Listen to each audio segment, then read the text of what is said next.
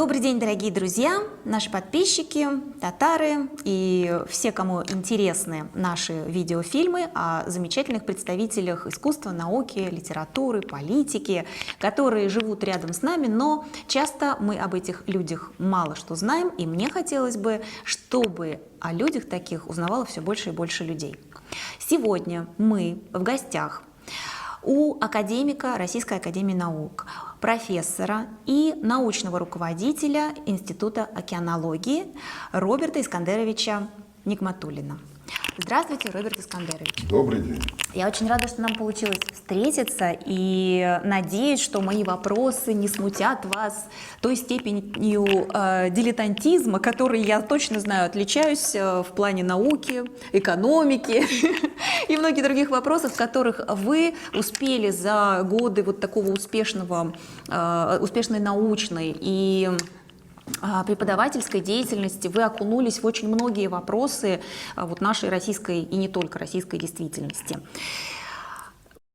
Можно мне начать сначала с пары вопросов о вашей семье. Я знаю, что у вас практически семья, в которой родилась династия научных работников, профессоров, преподавателей, академиков.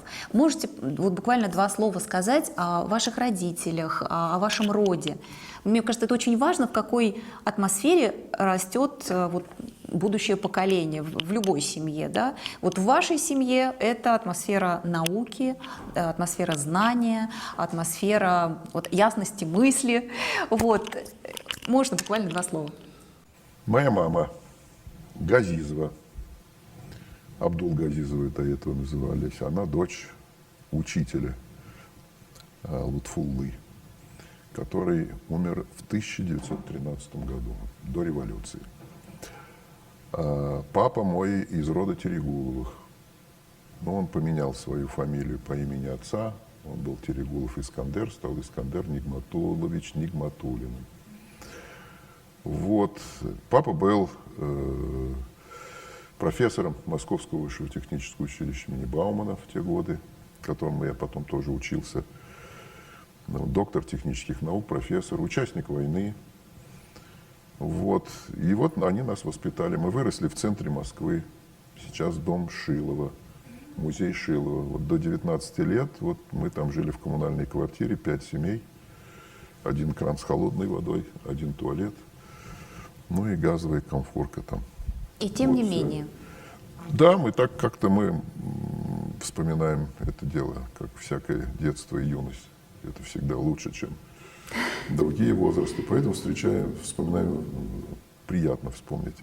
Хотя мама, конечно, иногда переживала, что лучшие годы она провела вот в этой коммунальной квартире. Ну так, большинство Такая история. жили, да, потому что война была. Вот я в школу пошел в 1947 году, это после войны. И 30% детей, которые вот с 7 лет пошли в эту школу, примерно 30% не смогли учиться. Недоедание, болезни, в общем, все это сказалось на жизни.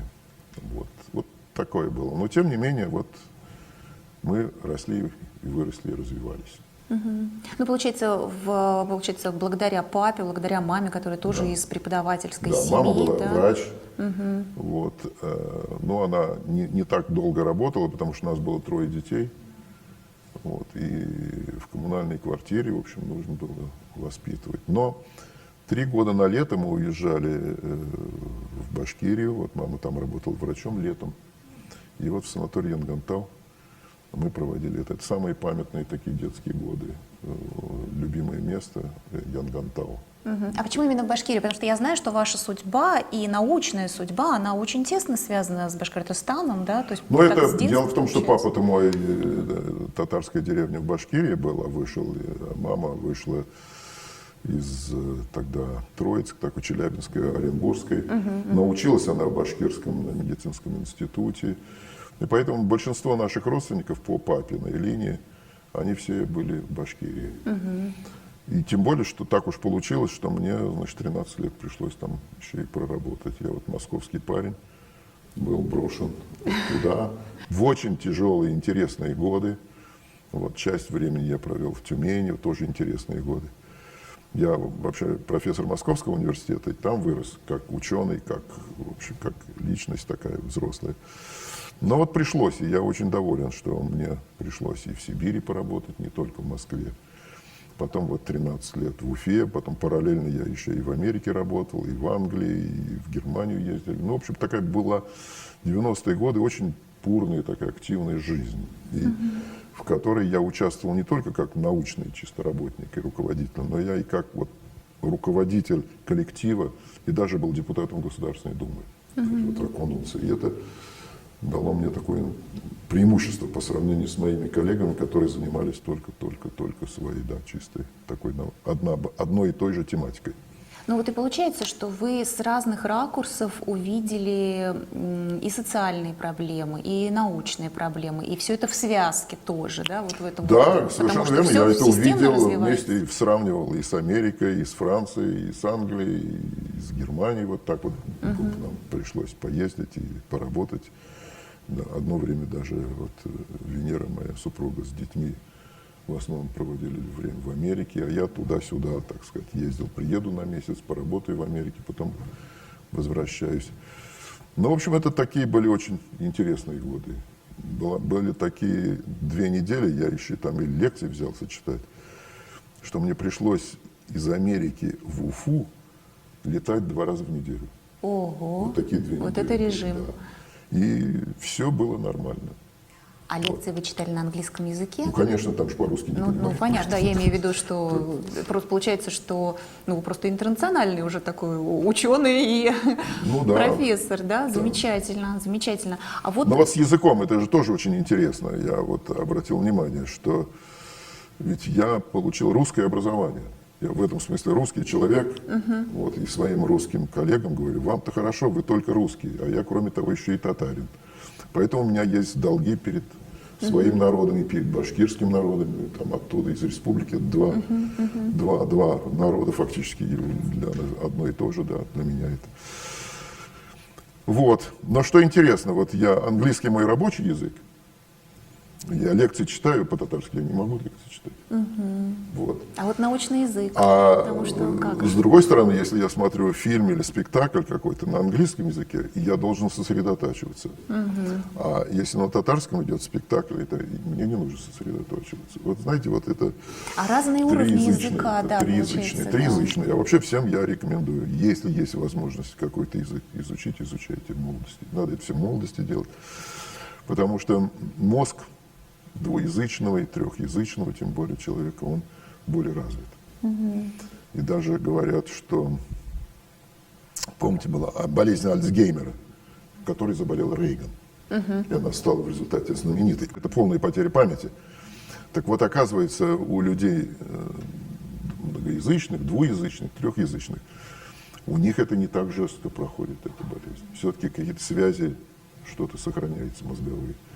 Поэтому надо изучать язык. И вот одной из печальных сторон русской нации и татарской нации стали все одноязычными. Татары забывают свой родной язык и только русский. Русские изучают только русский и больше ничего не знают. Как и американцы. Да, и категорически. Как и американцы. Хотят, да. Одноязычие. Вот поэтому, может быть, крупные империи такие крупные, потому что нация, имперская нация, ей не нужно ничего изучать, она вот на своем языке. А окружающие малые народы, они, вот 2 возможности. Вот если они сохранят свой, плюс еще имперский, они становятся более развитыми. Вот, и они выдвигаются на следующий. Но это действительно развитие, то есть конечно, ты и одно из развиваешься. печальных следствий вообще развития Татарстана и Башкортостана о том, что наша власть этого не понимает. Она считает порой автоматически, даже, может быть, не думает, что пусть лучше все перейдут на русский язык.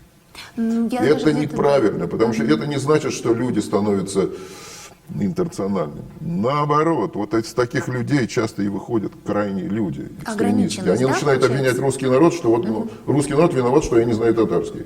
Это не так. Виноват сам татарский народ. И его руководители не понимают, стесняются об этом говорить.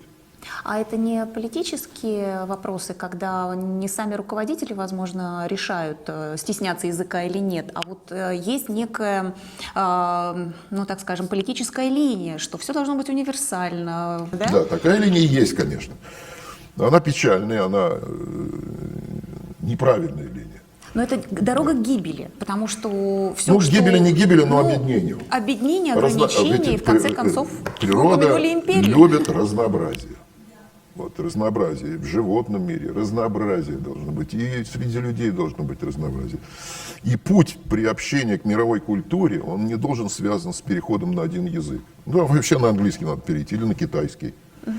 А он связан с тем, что люди должны быть многоязычны. Вся Европа многоязычная. Все французы говорят по-английски. Да. В Голландии водитель автобуса без акцента говорит по-английски, по-немецки и так далее. И все Вот на интернациональные этом семьи пути говорят на нескольких и мозги языках. развиваются. Да. Развиваются мозги. Но, к сожалению, вот у нас какое-то вот это наследие еще, и будем говорить, может быть, из сталинских времен. Хотя и при Сталине, я знаю, в Татарстане в школах и русские изучали татарский язык. И они от этого ущерба не терпели. Ну, я сама выросла в татарской семье, и мой первый язык татарский, и никто нас не ущемлял. Говори и говори на своем языке. Вот идешь в детский сад, идешь в школу, и ты изучаешь русский язык наравне. Но родители, как правило, вот мы своих детей воспитывали, и мы старались с ними говорить по-татарски. Это стараться надо. Да. Усилия прикладывать. Без да. усилий ничего не получается. Да. И вот они, вот все-таки сын, у него и жена татарка, поэтому дети, наши внуки, А внуки... могут поздороваться, поговорить и так чуть-чуть далее. все-таки, да? Конечно, нет этого школьного образования, это тоже, в общем, плохо. Вот в Америке в свое время, вот люди, которые ехали в Америке на стажировки и так далее, было вот в 70-е, 80-е годы, вот приезжают сербы, например, дети сербы. Ну, учатся, значит, они в американской школе. Но воскресная школа давала возможность им одновременно и носить. И то же самое вообще должно быть и в Москве, и так далее. И это должно быть воспитание, что признак хорошего тона. Да, знать родной язык. Это вот, знаете, как недавно было, ну, не недавно, уж несколько месяцев назад было заседание Президиума Академии наук, где обсуждались вот эти национальные проблемы. И один официальный представитель, который этим курирует, он вышел и сказал, а вот мы в своей семье говорим только по-русски. Я выступал и сказал, даже, я говорю, не стесняется. А он должен был бы стесняться этого. Тем более он занимается вот этими вот проблемами. Это какая-то ущербность у нас, конечно. Это ущербность, и, ну, будем говорить, ущербность татар, башкир. Ну да, получается, сами родители, да, вот все эти 70-е, 80-е. Но это не значит, что годы. с этим, с уходом языка уйдут национальные проблемы. Это неправильно. Они все равно будут.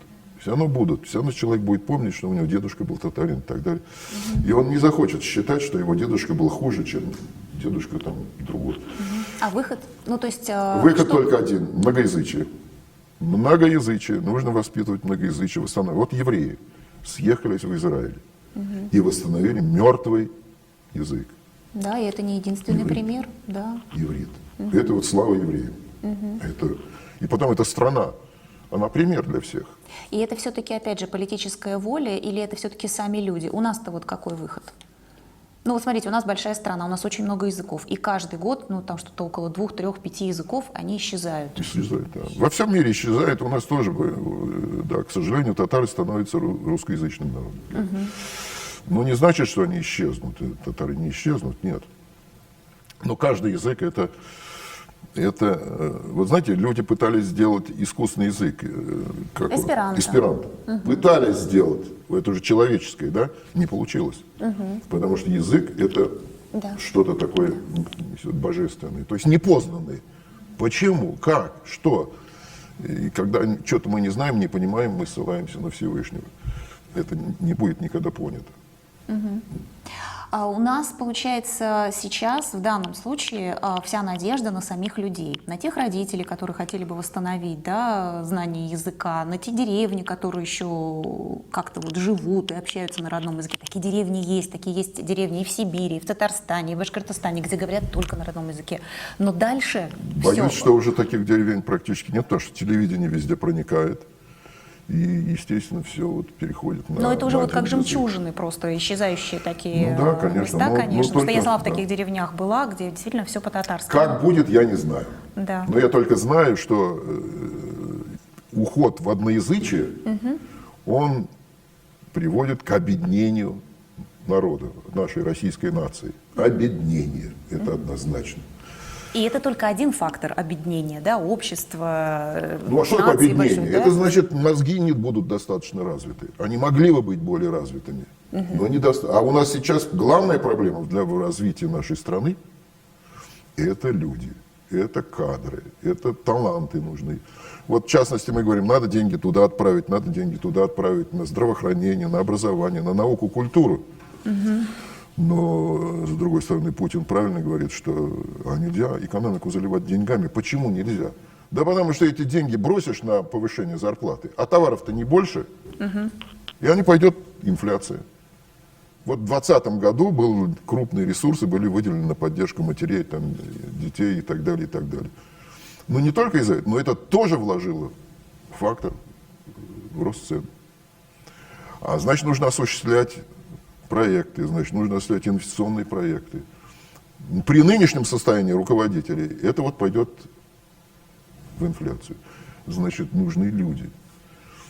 Ну, людей же А если как-то- не вкладывать, то так у нас экономика не вырастет. Так мы и будем бедными. У нас же ВВП на душу населения меньше, чем во всех соцстранах. Чем в Португалии и в Турции. Меньше, чем в Эстонии и в Литве. Вот в каком уровне у нас экономика. А из Эстонии и Литвы молодежь уезжает в Европу. У них чуть-чуть лучше, но все равно для них это не подходит. Ну, у нас тоже все уезжают, а те, кто остаются, это, получается, люди, которые уже лишены возможности получить образование. Ну, не все нормально, уезжают, да. конечно, Ну, уезжают те, многие у кого есть такая уезжают. возможность, которые хотят, да. И... То есть это началось вот там в 90-е такими вот Ну просто да, огромными да, количествами. И я помню, что вы в одном из своих выступлений говорили, что сейчас просто катастрофическая недостача вот кадров, которым там 40-50 лет. То есть это как раз тот возраст, когда люди уже зрелые, состоявшиеся, имеющие там и кругозор, и познание, и так далее, и так далее. И сейчас у нас нет этого поколения вот и в науке, и в образовании. И это руководство страны не понимает. Вот это вот печально. Какие-то Как-то люди очевидные. автоматически уже начали в быту это ощущать. Ну, вам приведу пример. Я вот у многих молодежи, вот, так как сын проводил опрос среди своих там инженеров, и он сказал, в Ленинграде, это было в Санкт-Петербурге, и люди не знают, где Балтийское море. После этого я спрашиваю вот 30-летних там ребят, которые приходят, где Балтийское море? Половина не знает. Это вообще представить себе невозможно. Ну, это уровень образования. Ну, у нас вообще в России такая манера, там, проблемы свои не показывать. Перед начальством, перед этим мы стесняемся, мы стараемся, встречаемся с начальством и говорим, вот у меня все хорошо, у меня... А это неправда. Перед начальством встречаясь, ты прежде всего должен сказать о проблемах, а не говорить, что у меня как хорошо.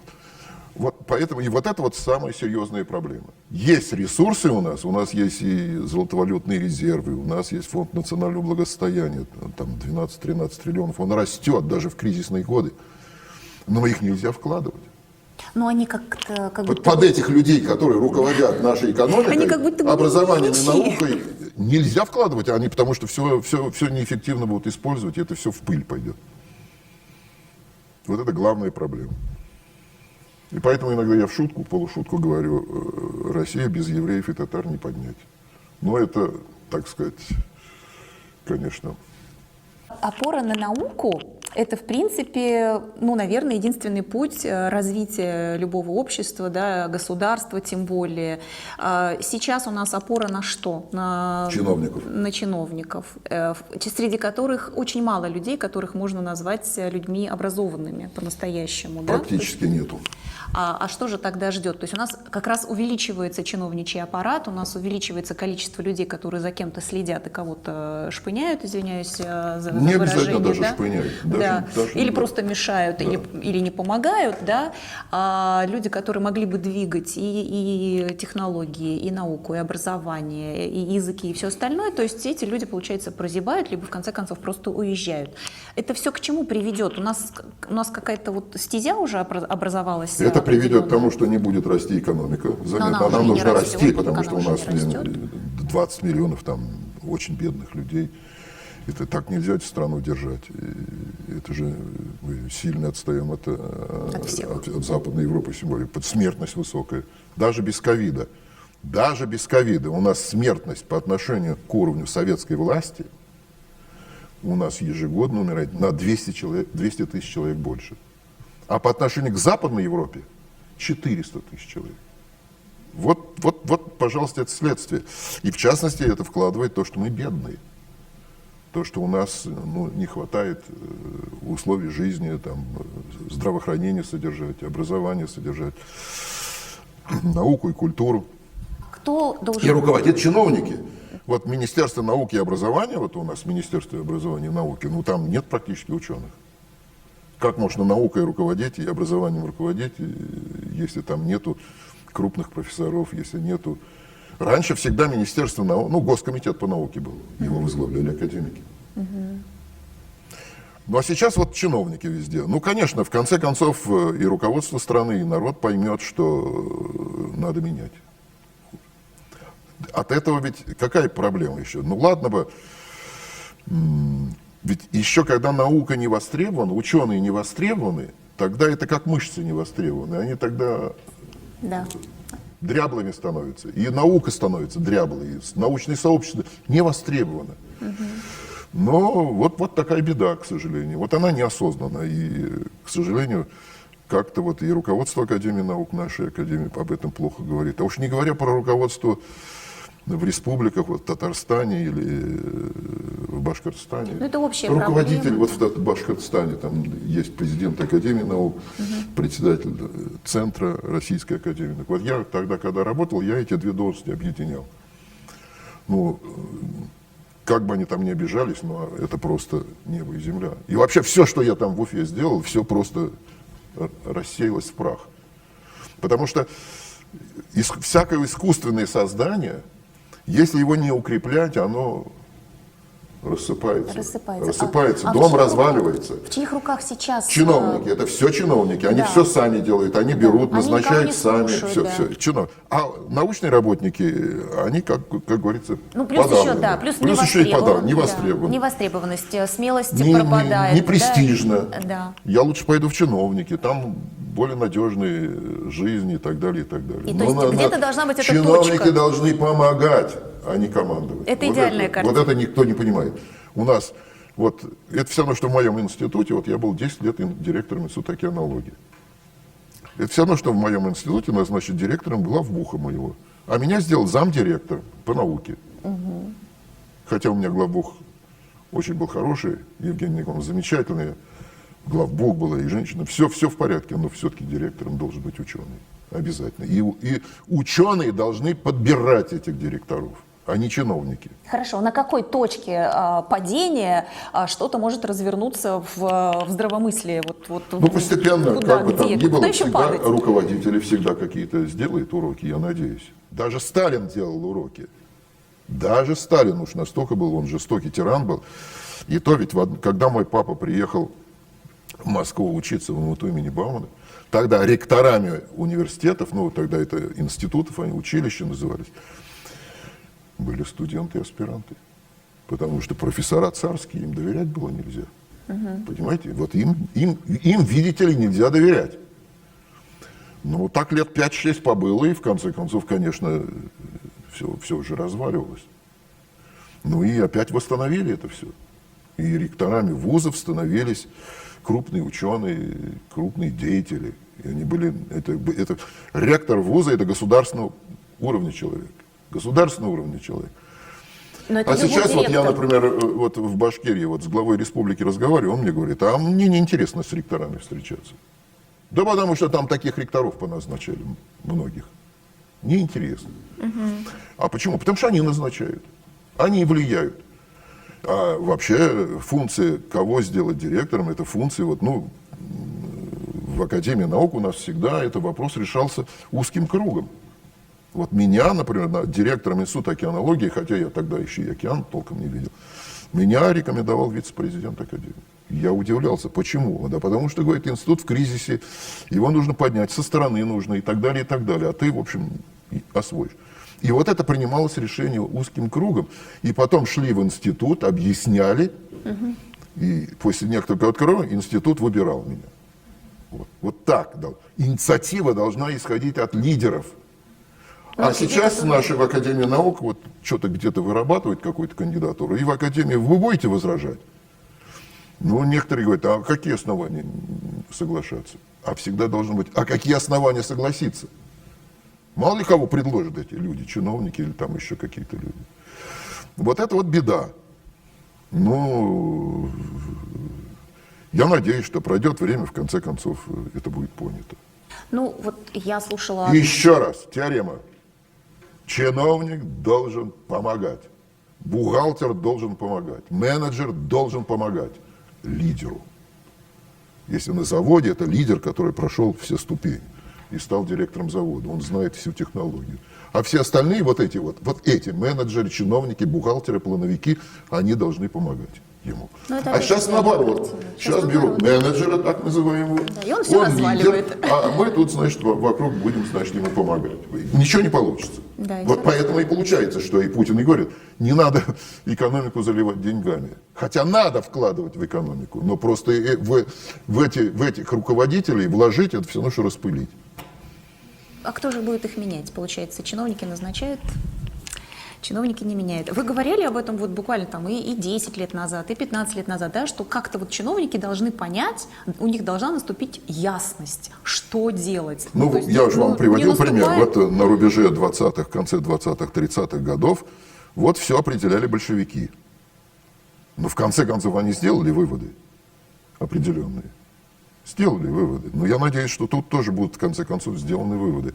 Ну, сколько можно?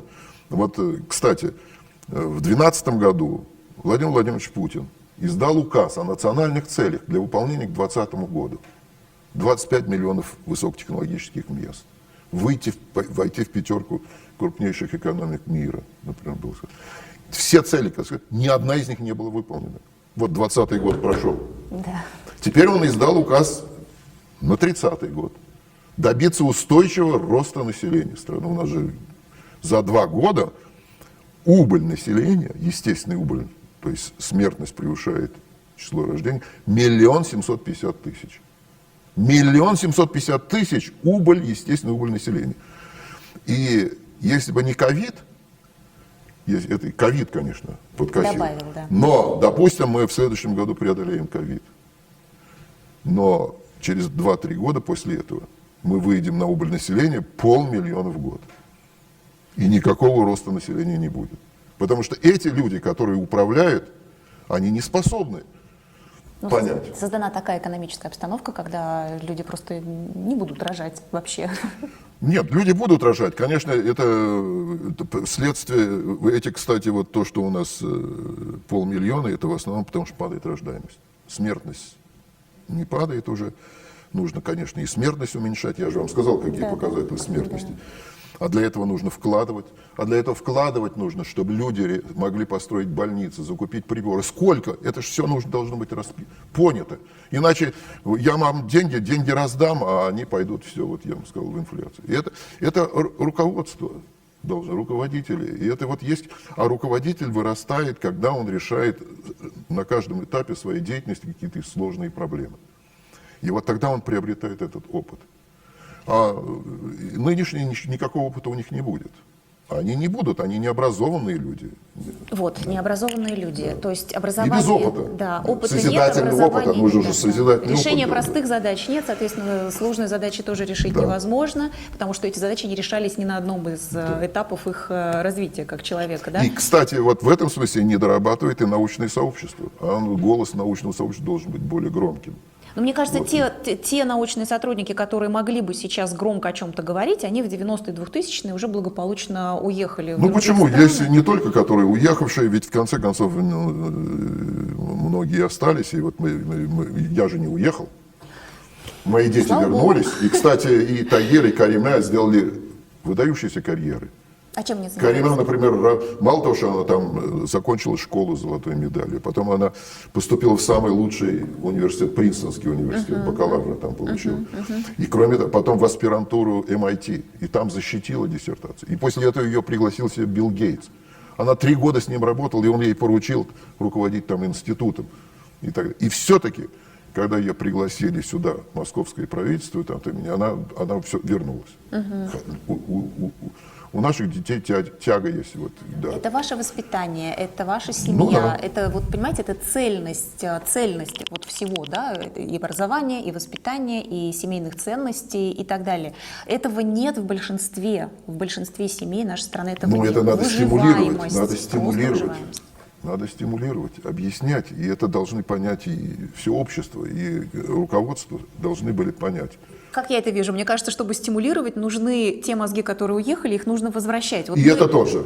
Дело в том, что мы спокойно покупаем там за миллиарды каких-то долларов или евро футболистов, чтобы пинать мячик, но почему-то мы не можем пригласить нормальных Абсолютно. специалистов, которые будут поднимать нашу науку, да? Это вы правильно говорите. Как-то мне Да. вот ценность никак не стыкуется просто, да, то есть человек, который может поднять страну, и человек, который там точно бьет по мячику, то есть мне вот непонятно, приоритеты совершенно непонятны.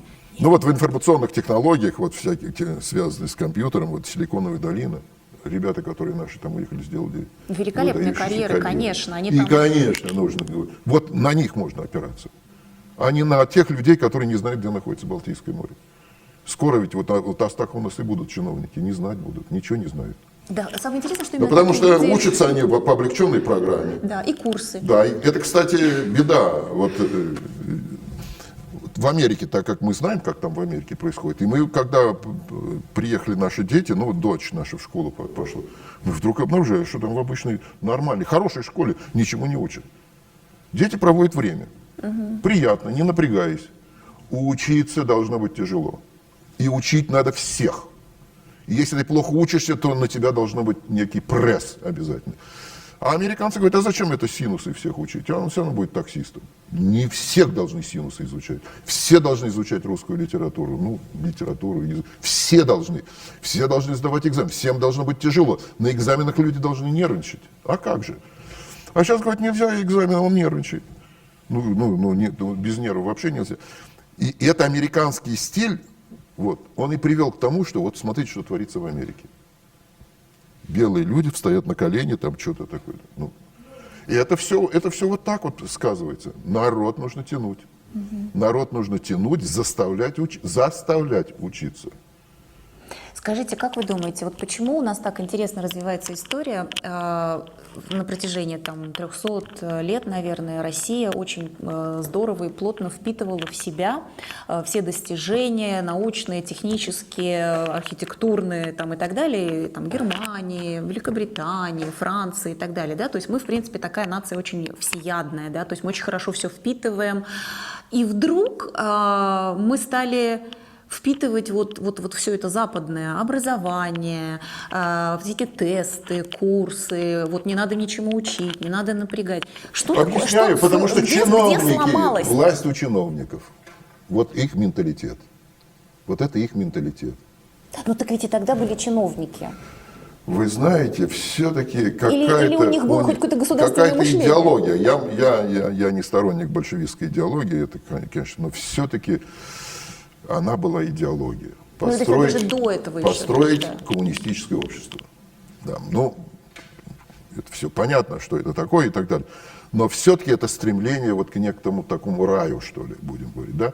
Это идеология, сделать одинаковыми, равные права, добиваться улучшения благосостояния. Это входило в идеологию. Она тоже порой реализовывалась, и порой и ужасным образом, конечно, да. Вот. Но это было, а сейчас нету. Сейчас один из руководителей говорит, а зачем вообще всех учить? Потом этим народом трудно управлять. Потому что он считает, что он должен управлять народом. А на самом деле, да нет. Он может что-то такое отдельным управлять, ради бога, но только не народом. Народ должен быть образованным. И пройти через учебу, через труд, пройти и достичь, в общем, определенного уровня. Потому что мозги не развивать, они ослабевают. И это главная проблема, национальная проблема нашего Отечества. Как вы думаете? Укрепить мозги своего народа. Учить с детства, и чтобы он прошел вот через все... И чтобы учить языки. Ну, вспомните историю старых времен. Когда изучили много языков. Как-то изучали. А сейчас татарин приходит в школу, а зачем мне татарский язык, я буду русский язык только. Это меня отвлекает, я буду плохо русский сдам. А пути нормальные есть, пусть. Мне вообще несколько языков надо изучать. В детстве это легко сделать. Конечно, это сложно, учителя нужны и так далее, и так далее.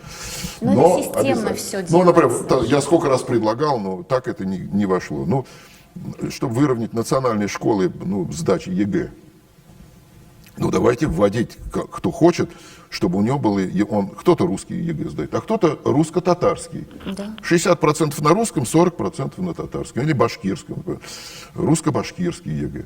И тогда национальные школы, они, в общем, как-то люди будут меньше этого, по крайней мере, бояться.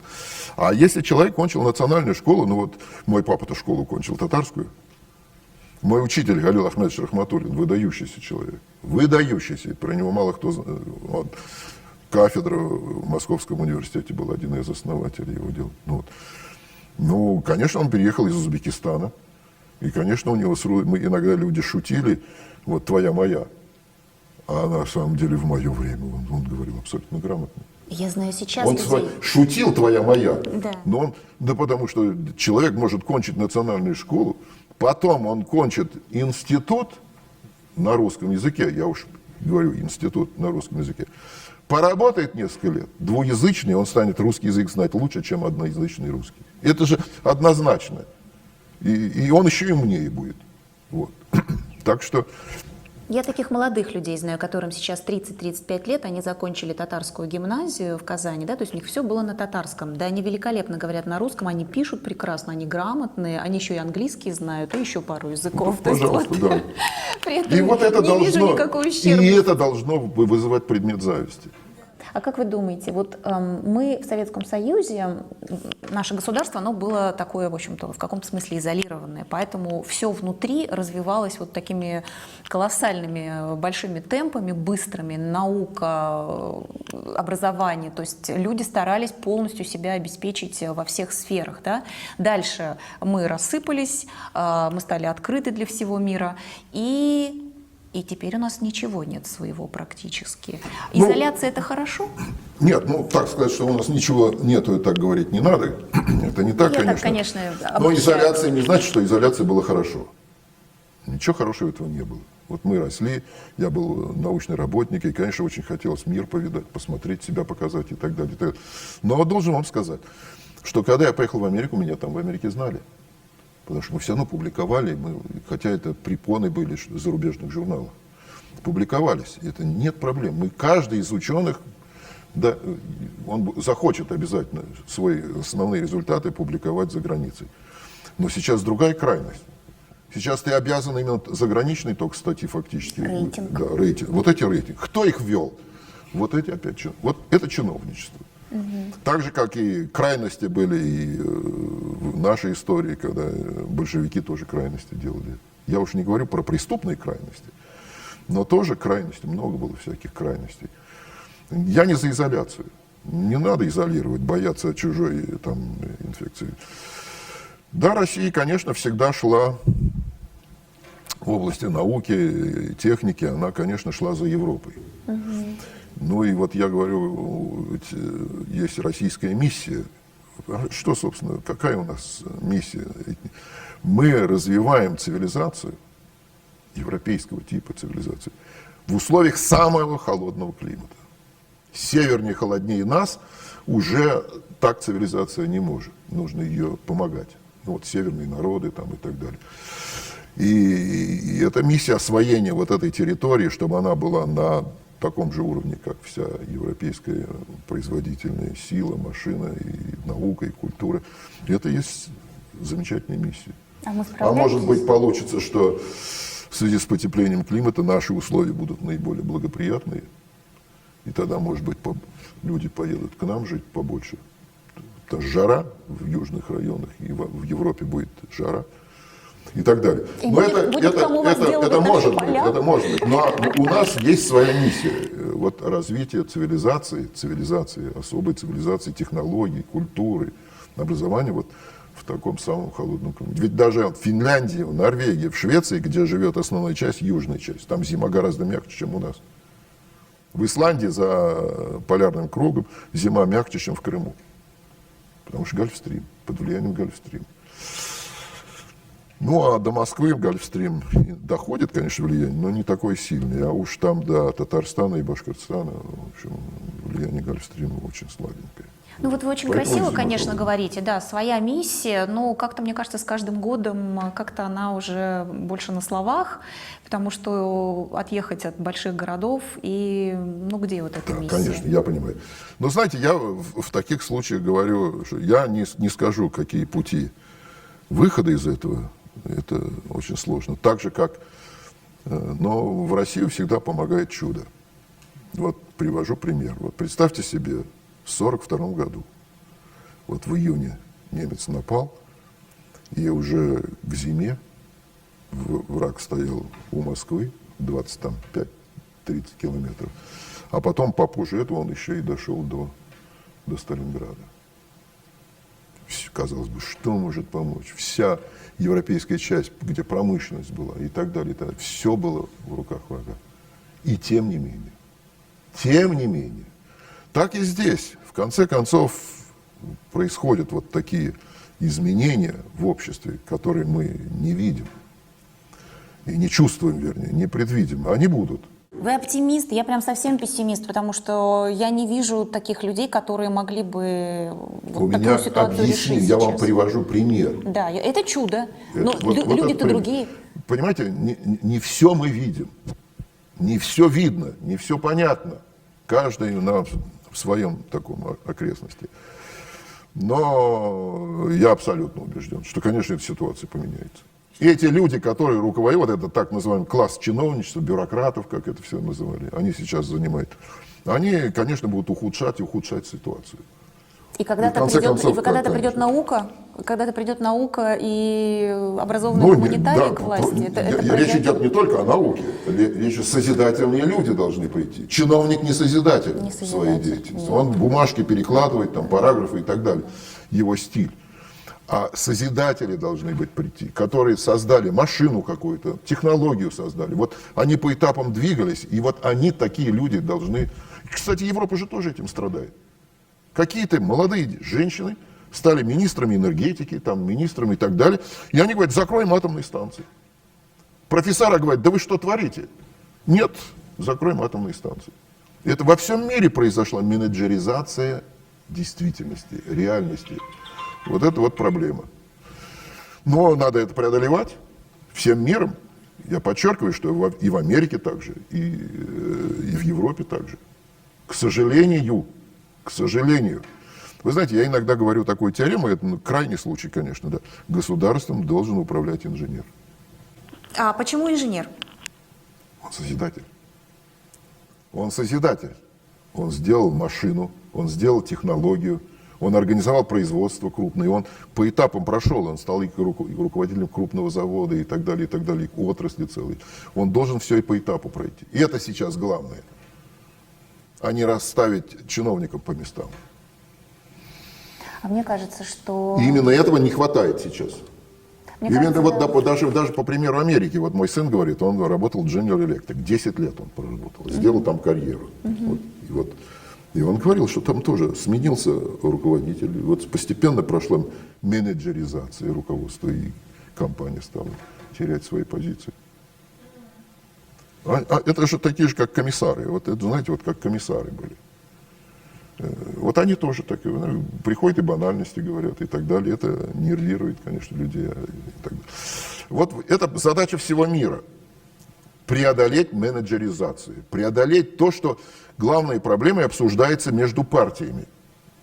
Да не между партиями должны главные Между проблемы учеными. обсуждаться. Не только между учеными, но с участием ученых. И партии должны быть, я не к этому говорю. Но, грубо говоря, я считаю, что парламент наполовину должен избираться вот по партийным всяким делам, а половина парламента должна избираться по сословному признаку. То есть часть из медицинского сообщества, часть ученые, инженеры должны какие-то выдвигать. Только так можно.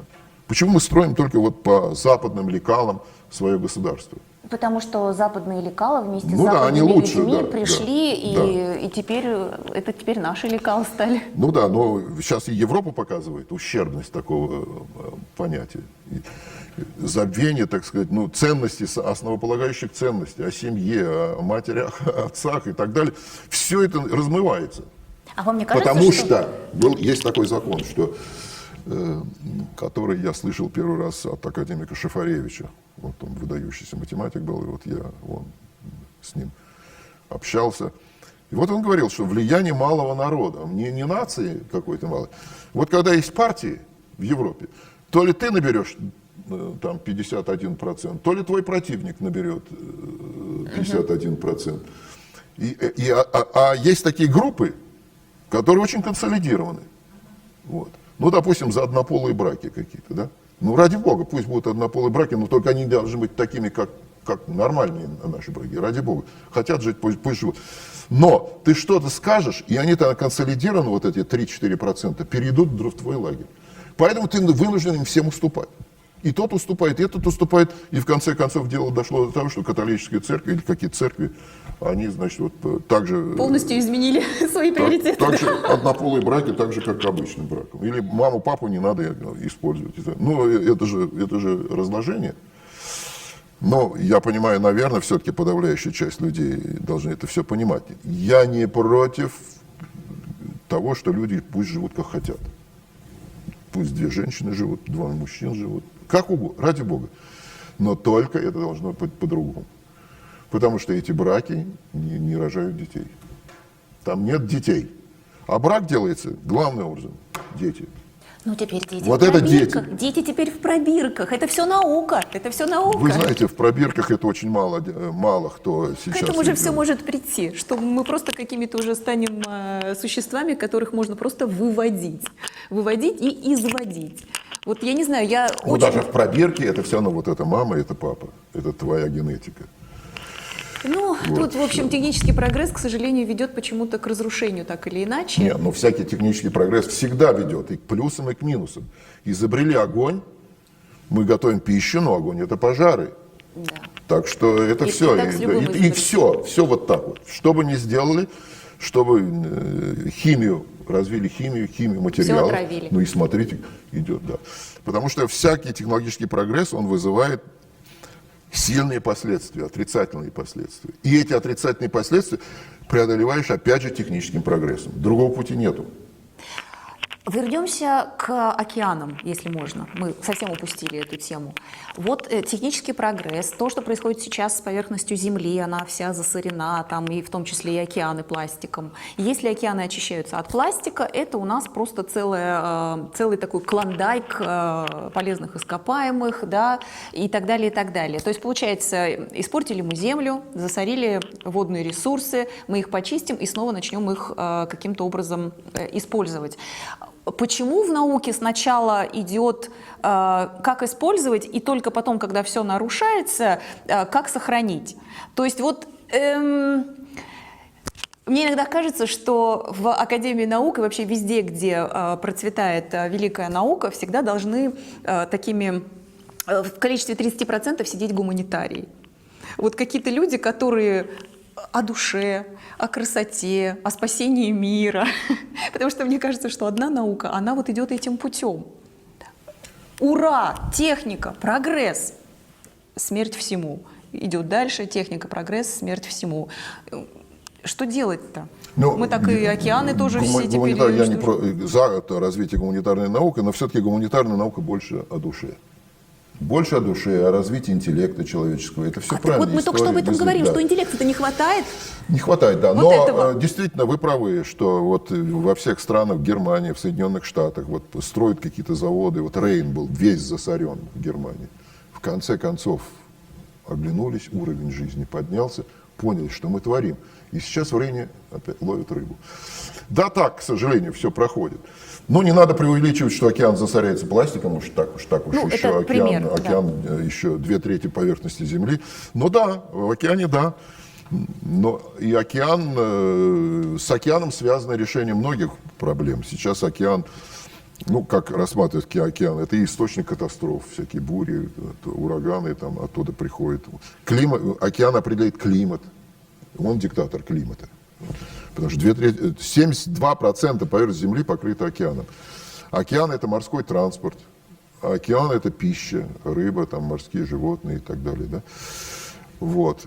Но все больше и больше будет уровень питания, все будет из океана. Минеральные ресурсы будут из океана. Уже сейчас есть технология, представляют люди, как добывать руду, например, с дна океана. Есть, потому что 72% поверхности все-таки покрыто там. Я И понимаю, поэтому богатство да, там. И это будет. Да. И, конечно, сейчас люди понимают, предвидят, что если я начну из земли что-то, из-под на дне океана что-то выкапывать, то я, значит, создам экологические проблемы. Вот, но, А понимают ли? ну, все-таки научные работники понимают. И мы, С землей-то как получилось? группа сотрудников моего института получила государственную премию за разработку, анализ возможности разработки руд в Атлантическом океане. Там есть соответствующий участок. Да, понимают, конечно. И все равно диктует, что? Прибыль. Если будет прибыльно делать какие-то супер экофермы прямо в океане, да, то последним вопросом будет, а что будет с экологией потом? А что будет вообще с тем и с другим? Куда денутся рыбы? И вообще, в общем, что там? пока будут люди жить, будут всегда у них вот такого рода проблемы. И будем надеяться, что здравый смысл будет всегда побеждать. Я в это верю, что это так будет. Вы увлеклись океаном? То есть вот вы стали руководителем, научным руководителем. Вы вот до этого вы говорили, что особо и не интересовались, да, вопросом океана. Для вас это была новая стезя такая, да? Да, это, конечно, новая для меня была область. И дело в том, что океан ведь это только так люди понимают, что вот путешествия на кораблях, там, экспедиции и так далее. Океан, он изучается разными специальностями. Это, во-первых, и математики, и физики. Математические модели создаются, движения, гидродинамики океана, и тогда изучение его, акустика океана. Это вот все математика физические.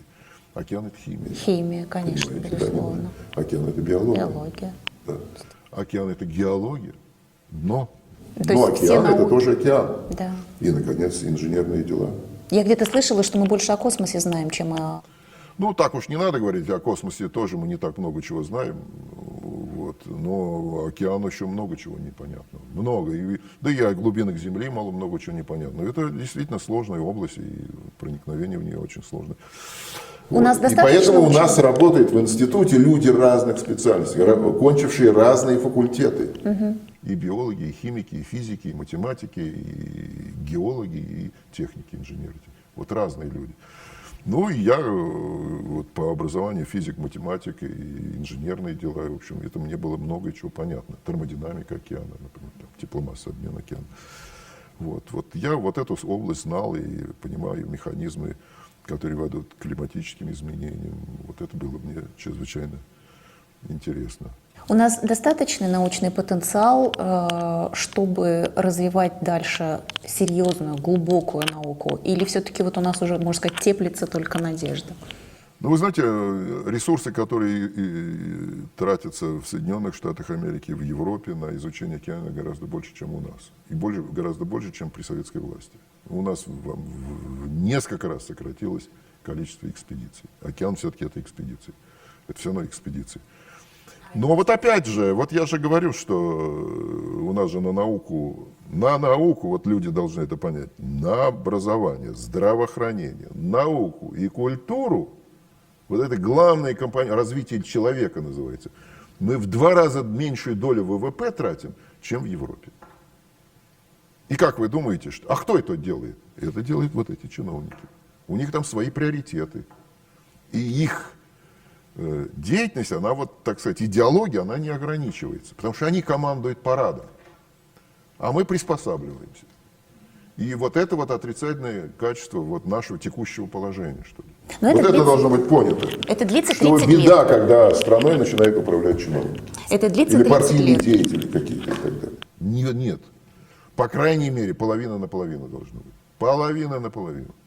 И это обязательно. Ну, мы уже очень так как-то углубились вот именно в это чиновничье руководство, да, потому что за 30 лет все действительно заменилось. То есть умы заменились вот менеджерами, да, мозги заменились менеджерами. То, что принадлежало государству и государством регулировалось, и вот тут была и наука и так далее, теперь перешло в частные руки, которые и знать не знают вообще, что такое и как с этим быть. Выход в чем? В обратной национализации всех крупнейших оставшихся еще живых производств Нет, или как? я не считаю, что нужна национализация, должны быть частные предприятия, частный капитал, это тоже нужно, частная инициатива. Ведь у нас на самом деле основные средства это все госкорпорации. Это же госкорпорации все равно. И там назначаются люди, кто... Вы посмотрите, кто у нас руководит этими госкорпорациями. Наверное, там есть среди них и не поголовно их не ругаю, есть, наверное, эффективные люди, я не в этом дело. Но в целом, я это сужу по руководству институтами, высшими учебными заведениями и так далее. В целом чиновничья рука. Чиновничья рука. И это все, это беды. Ну вот, мы их видим. В свое время у нас тоже экологически. была, конечно, партийная рука, там власть партийных, но все-таки она как-то ориентировалась на науку. Ну вот, в частности, директора института, вот Российская академия наук, вот в той же Уфе, директор, там вот при мне было 13 институтов. И каждый при советской власти директор этого института, это был важнейший вопрос. И никому не пришло бы в голову назначить директором академического интереса какого-нибудь депутата Госдумы или там вице-премьера. Или чьего-то родственника, просто потому что он родственник. А этот чиновник решает, давай-ка вот этого менеджера поставим руководить, давай этого поставим руководить. А институтом должен руководить научный лидер.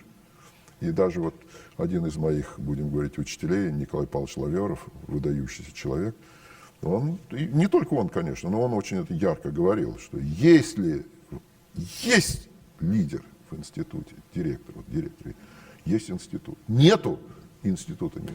Ну так, наверное, в любой организации, в любой вот... В науке особенно. В науке особенно. В науке вот так же, как вот профессор прав, а 200 студентов, которые он читает, они должны учиться у профессора. Ну, это опять же, да, это личность. Это То есть человек, который чем-то руководит, это личность. В науке так. В науке, к сожалению, Нет. не большинством принимается да. решение. Не большинством. У нас же даже и выборы директора сейчас. Весь коллектив выбирает директора. Ну, это же нелепость. Это нелепость. Все, и уборщицы, я ко всякому труду отношусь с уважением. Но только для выбора директора института нужно иметь определенную квалификацию. Я даже более того иногда думаю, может быть, даже для выборов, кто может выбирать, допустим, президента?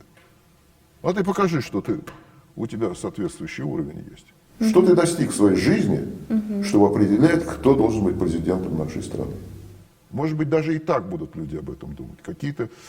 Но это крайний случай, конечно, это я понимаю. Во всяком случае, это можно и обсуждать. Нельзя каждому человеку давать такие же права, как и всем. Нельзя. Есть вещи. Ну, тренер хоккейной команды, вот он определяет. Тренер, кто должен играть и кого выпускать. А не какой-то там синклит.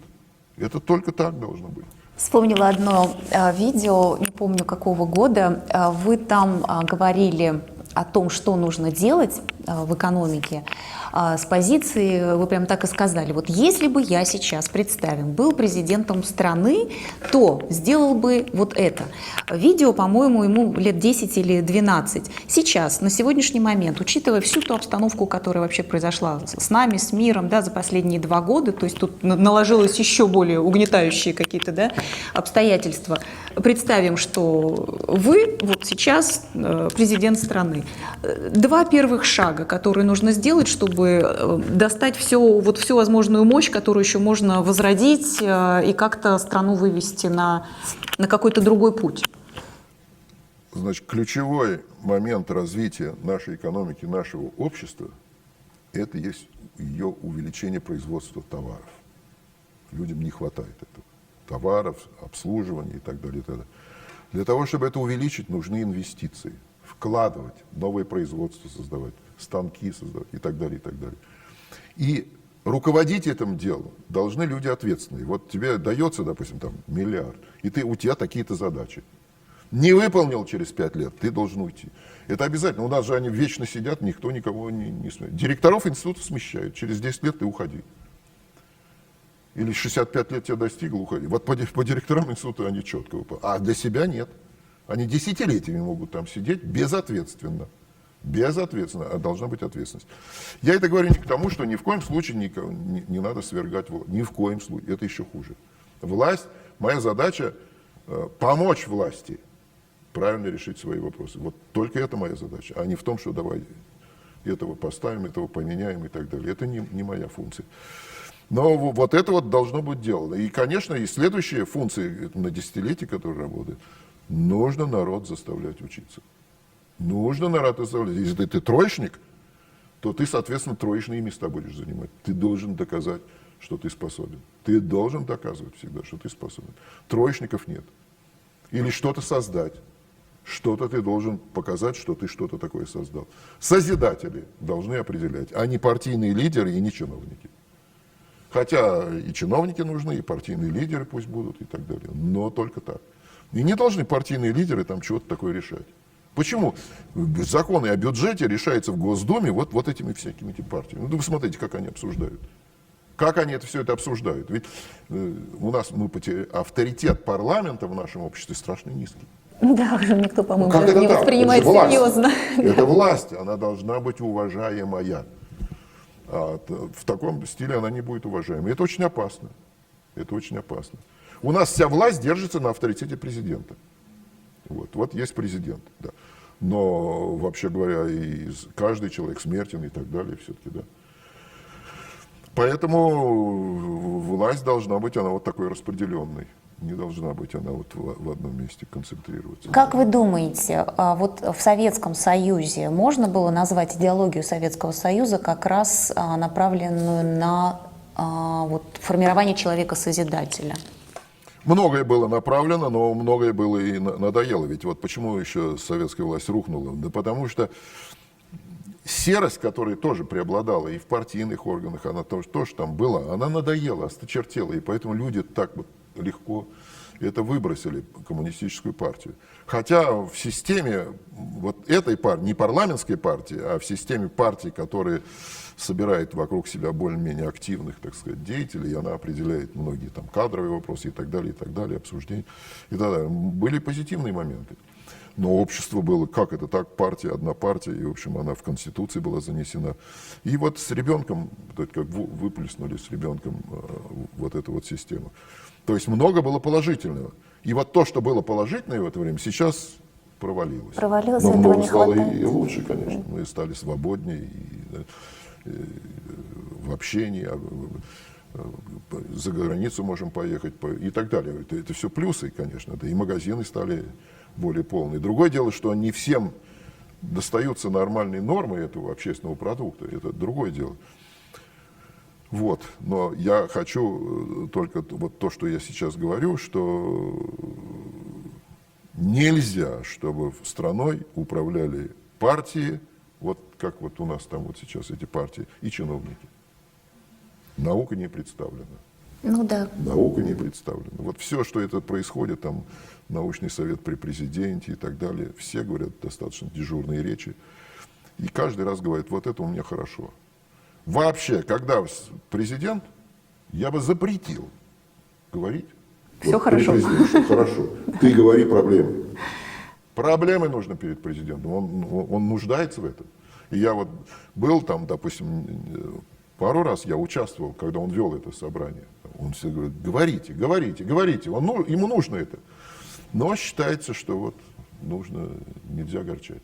А все боятся? Это беда. Боятся? Да, что там бояться? Что же, в тюрьму, что ли, посадят за это? Да нет, что там бояться? Не надо бояться. И вообще никаких оснований для боязни нету. Можно еще затрону немного татарскую тему. Вот организаций у нас несколько в Москве. Есть штаб «Татар Москвы», которому в этом году 25 лет. Это организация, конечно, больше частная, да, то есть живет не на бюджет, в общем-то, сама по себе, делает очень много хорошего и с молодежью, и с аксакалами, и благотворительность, и так далее.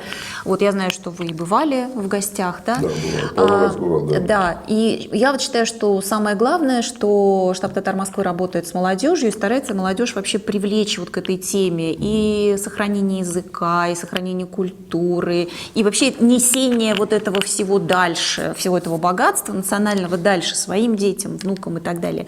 Можно ли мне попросить вас, может быть, какое-то обращение к молодежи, может быть, вот несколько слов вас, как человека, который воспитал детей, которые все-таки знают, что они татары, что они учили татарский язык, и внуки ваши понимают и знают, что они татары прежде всего, да, вот как сказать, по начинке своей, да? Что молодежи сейчас делать вот в этих обстоятельствах, когда им никто не понимает, никто не знает, Учиться. Вот это блестящий ленинский лозунг, вообще говоря. Конечно, его затоптали, надсмеялись над ним, но на самом деле это так. Все-таки в молодости, помимо молодости, это там и студенчество, и ученичество, много всяких удовольствий и так далее, и спорт, там, и все. Но главная функция — учиться. Учиться. Хорошо, они учатся, но мы сейчас Причем говорим учиться именно... в широком плане, значит, нужно все предметы, которые есть в школе, нужно изучать достаточно глубоко. Это сейчас очень трудно, потому что сейчас даже учителей-то трудно найти. И ведь люди, которые беспокоятся об образовании своих детей, они же начинают какие-то школы искать особые. Вот я учился в той школе, которая была Рядом. И вообще никто не выбирал тогда эти школы. Да, и везде учили одинаково. Все одинаково учили, да. Люди из деревни приезжали, становились студентами Московского университета. Но вот главная задача, конечно, из молодости, потому что нужно понимать, ведь в каждом деле есть своя теория. А теория, что такое теория? Это абстрактные вещи, абстрактными понятиями. Цифры, числа, они же не бегают по улице, интегралы же не бегают по улице, это же только так у нас в мозгах. И вот абстрактные вещи человек способен понять по глубине лет до 25, до 27. Потом все. Потом он только это пользуется. Поэтому вот это время не надо терять. И учиться нужно столько, сколько есть возможность. В школу, в институте, в аспирантуру. Вот это нужно использовать. Если есть у тебя вот это, очень важно.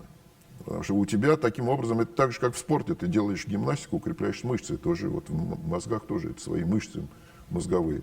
Вот их надо укреплять. Вот этого сейчас не хватает. Уровень мышечного интеллекта в нашей стране, он сильно упал по сравнению с тем, что было 30-40 лет тому назад.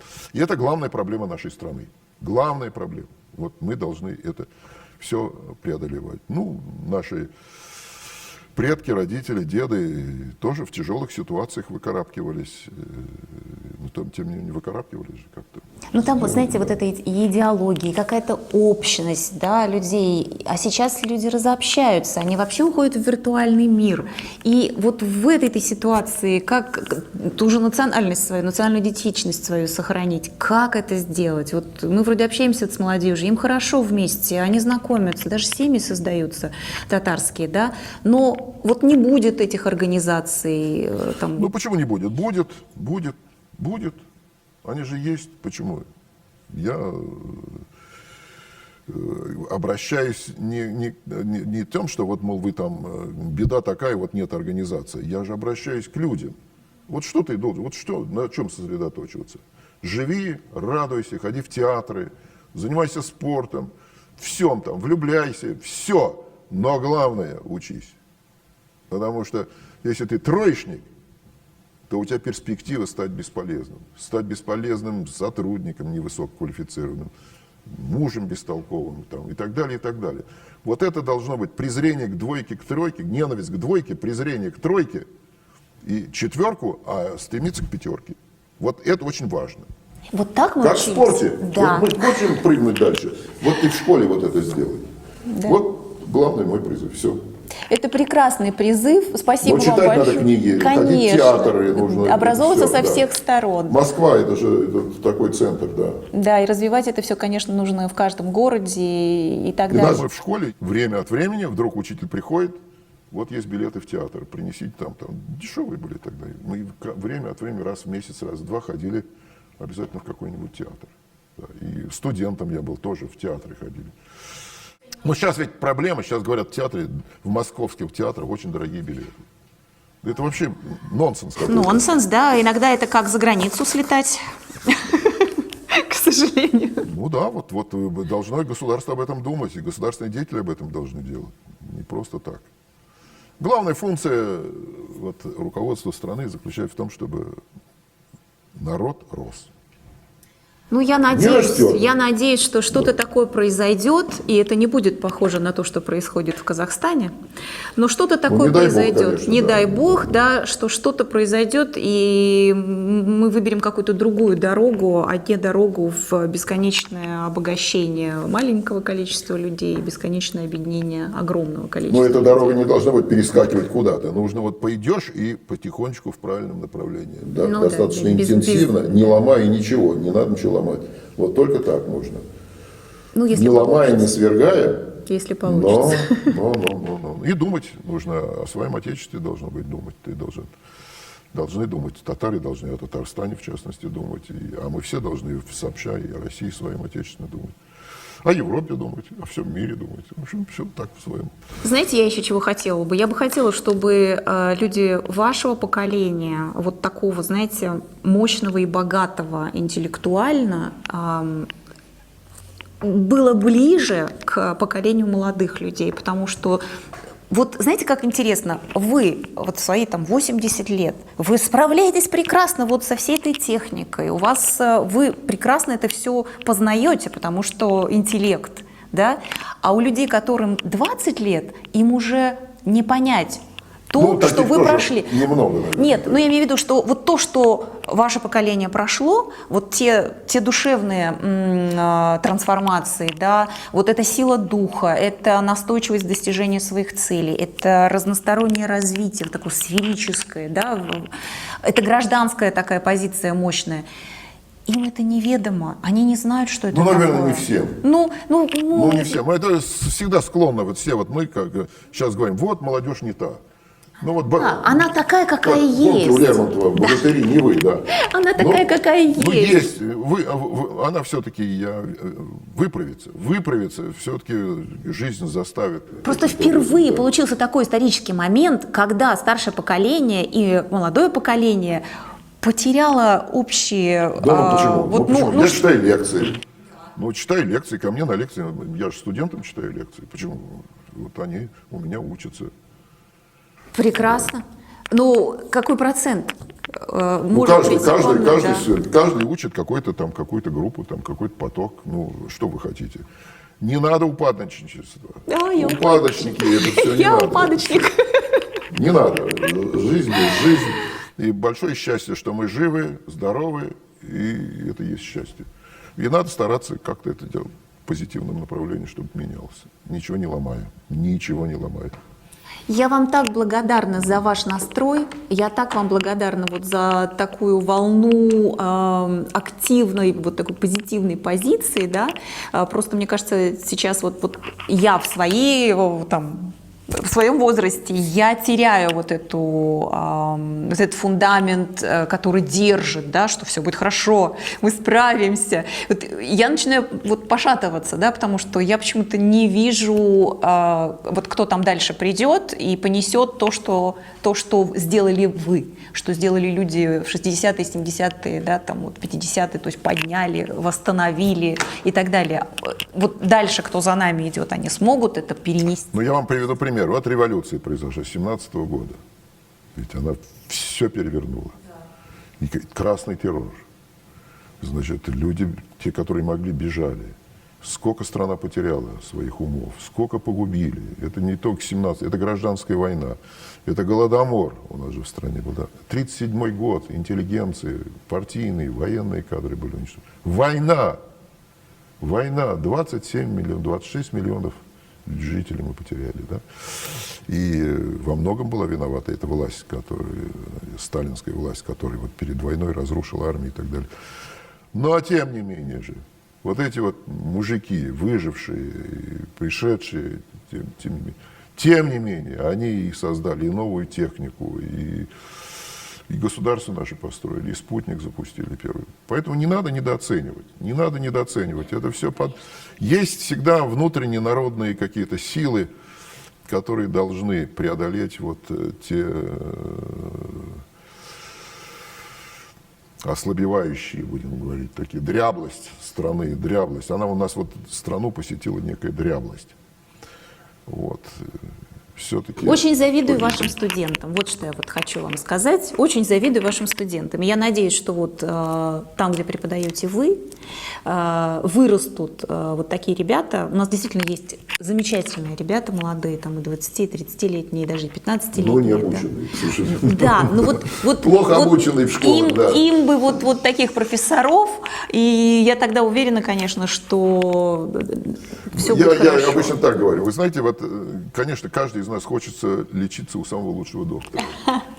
Конечно. А все-таки не все выдают. Также у каждого самого лучшего учителя. У нас приходится учиться и у посредственного учителя. Время от времени попадаем к великому. Вот на нашем, вашем. Вы особо несколько учителей своих вспоминаете. Конечно. Врачей, которые вот там выдающиеся. Но нельзя, чтобы ты работал только с выдающимися. Ты работаешь, в общем, вот с тем. Вот. Ну, да. Жизнь полна загадок. Ну, для моего возраста эти загадки, значит, будут решать мои дети и другое поколение, да. Спасибо вам большое за этот разговор. Спасибо, так прям очень подробно, на разные темы. Да. Благодарю да, вас, да, благодарю вас за уделенное время. Еще раз спасибо.